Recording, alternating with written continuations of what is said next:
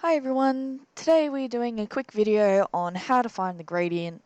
So being in grade 12, you guys have been introduced to the gradient before, and you probably might be able to do most of this stuff without my help. But I'm going to take you back through it, just in case we've forgotten or we need that quick refresher.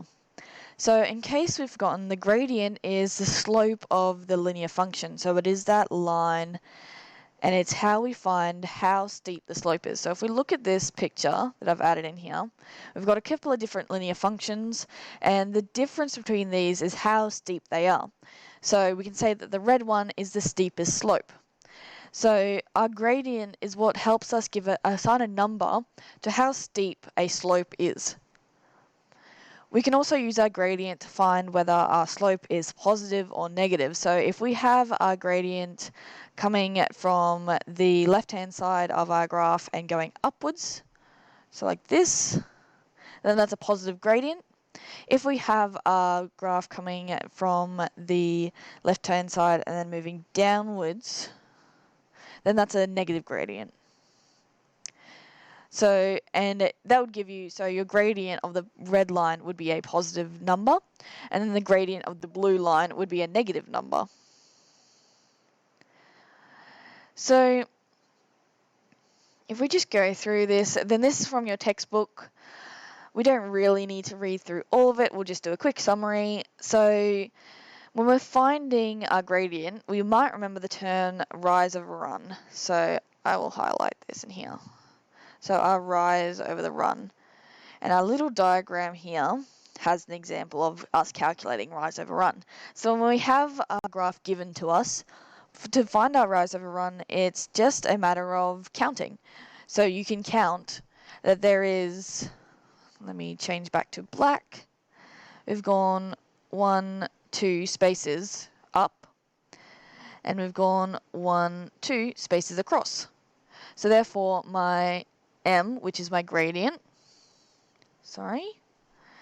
is equal to 2 for my rise divided by 2 for my run.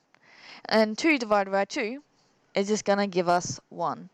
So my gradient of this graph is 1. So we can have gradients where it is infinite or it is undefined. If our line is horizontal, there is no slope. Hence our value of the gradient is 0. So this is for this one. Or we can have our gradient is undefined because our line is vertical. So when our line is vertical, there's no slope to it. So it's just going straight up and down. And then here is the positive and negative stuff that I've just gone through with you guys.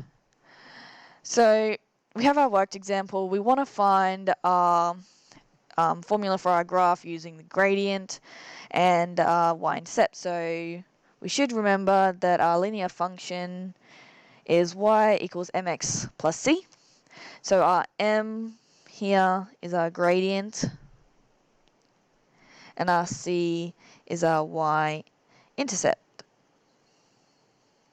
Okay, so for this graph, I'm going to find my gradient. I can already just looking at it, I can see there's going to be a negative gradient. So my line is sloping downwards.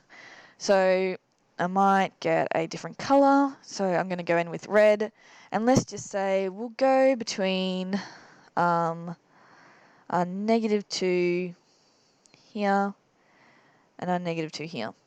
Because these lines cross the axis and they're a bit easy for me to see easily.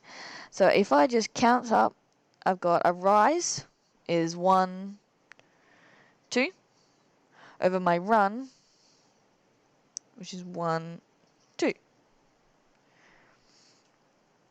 So I can see that my rise, we're not rising, so we're not going up. So it's going to be, I'll just change color again. So my gradient is going to equal -2 over 2.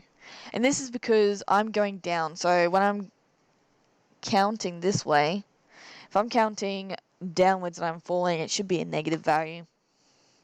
But I'm still moving in a positive way because I'm moving from left to right for my run, so my x-axis.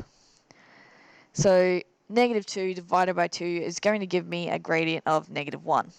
So what about my y-intercept? So if I look at my y-axis, maybe I'll just get some green.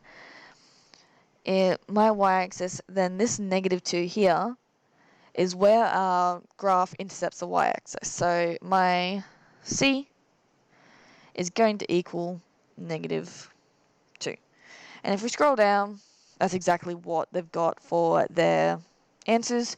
So I can put these all together and just say y is equal to -1x plus, well, sorry, it should be negative. So -2, I can simplify that if I've got y equals -x minus 2. Because that 1 really doesn't mean anything. So we leave it at that.